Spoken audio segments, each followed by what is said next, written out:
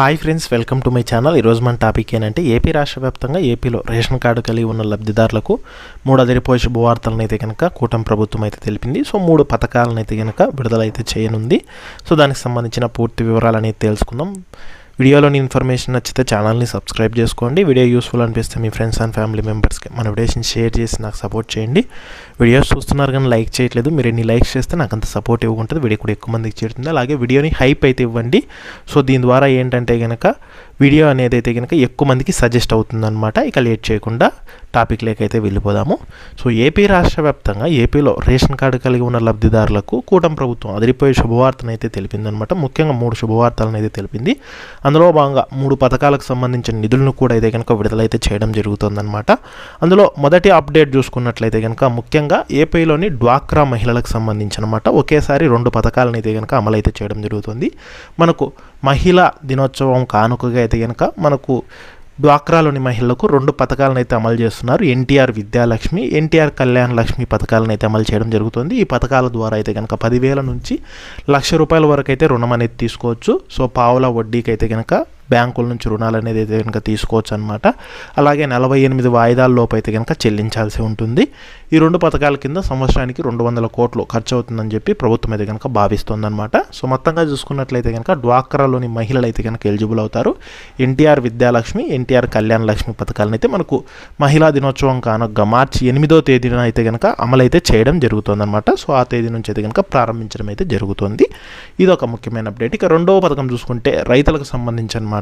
So కేంద్ర ప్రభుత్వము అలాగే రాష్ట్ర ప్రభుత్వం 2 కలుపుకొని రైతుల బ్యాంక్ ఖాతాల్లోకి ₹6,000 జమ అయితే చేయనున్నాయన్నమాట. అంటే మనకు పీఎం కిసాన్ పథకానికి సంబంధించి 22వ విడత నిధులు, అన్నదాత సుఖీభావ పథకానికి సంబంధించిన 3వ విడత నిధులు అయితే జమ అయితే చేయనున్నాయి.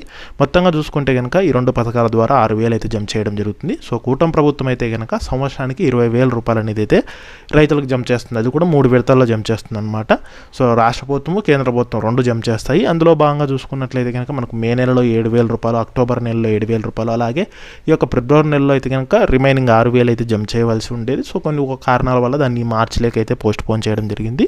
మార్చి 10వ తేదీ లేదంటే మార్చి 2nd వీక్ లోపు, అంటే మార్చి 14వ తేదీ లోపు అయినా కానీ, అంటే మనకు మార్చి 10 నుంచి 14వ తేదీ లోపు అయినా కానీ జమ అయ్యే అవకాశం అయితే ఉందన్నమాట. సో ఇప్పుడు ఏంటంటే ఈసారి చాలా లేట్ అయిందనమాట. సో 22వ విడత నిధులు ₹2,000, అలాగే ఈ యొక్క అన్నదాత సుఖీభావ పథకం 3వ విడత నిధులు ₹4,000, మొత్తంగా ₹6,000 అనేది కేంద్ర ప్రభుత్వం రాష్ట్ర ప్రభుత్వం 2 కలిపి ఒకే రోజునైతే కనుక జమ చేయడం అయితే జరుగుతుందన్నమాట. సో కొన్ని కారణాల వల్ల అయితే కనుక లేట్ అయింది.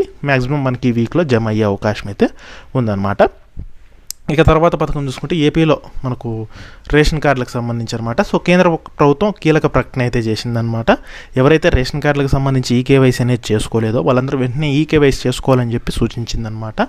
అలాగే ఈకేవైసీ చేసుకోకపోతే పేర్లు అనేది అయితే కనుక మీకు తొలగించే అవకాశం అయితే ఉంటుంది రేషన్ కార్డు నుంచి. ముఖ్యంగా రేషన్ కూడా ప్రతి నెల అనేది మీరు రేషన్ తీసుకోకపోయినా 3 నెలల రేషన్ ఒకేసారి తీసుకోవచ్చు అని కూడా అయితే సూచించిందనమాట. ఒకవేళ మీరు 3 నెలలు రేషన్ అనేది తీసుకోకపోతే కనుక రేషన్ కార్డు రద్దు అవుతుందని కూడా అయితే కనుక ప్రకటించడం అయితే జరిగింది. సో ఇన్ కేస్ తీసుకోకపోతే క్యాన్సిల్ అయ్యే ఛాన్సెస్ ఉన్నాయని అయితే చెప్పడం అయితే జరిగింది. సో రేషన్ కూడా అయితే కనుక తీసుకోండి. సో 3 నెలలు తీసుకోలేకపోయినా 3 నెలలు ఒకేసారి అయితే తీసుకోవచ్చు అనమాట. అంటే నెల తీసుకోలేకపోయినా 3 నెలలు ఒకేసారి తీసుకోవచ్చు అనమాట. ఇక అంతేకాకుండా రేషన్ కార్డుకు మనకు ఈ యొక్క రేషన్ బదులుగా, అంటే రేషన్లో గోధుమలు కానివ్వండి, అలాగే జొన్నలు, ఈ రాగులు ఇవి ఇస్తుంటారు కదా. సో వీటన్నింటి బదులుగా నగదును జమ చేయాలని చెప్పి కేంద్ర ప్రభుత్వం అయితే భావిస్తుంది అనమాట. సో డబ్బులను అనేది అయితే అందియాలని చెప్పి భావిస్తుంది. వేరే రాష్ట్రాల్లో పైలట్ ప్రాజెక్టుకి అయితే కనుక ప్రారంభించింది. సో ఇంకా దీన్ని పూర్తిగా ఇంప్లిమెంటేషన్ అయితే చేయలేదన్నమాట. సో జస్ట్ ఆలోచనల వరకు మాత్రమే ఉంది. సో ఇది అనమాట లేటెస్ట్ అప్డేట్స్ అయితే కనుక. సో వీడియోలోని ఇన్ఫర్మేషన్ నచ్చినట్లయితే ఛానల్ని సబ్స్క్రైబ్ అయితే చేసుకోండి.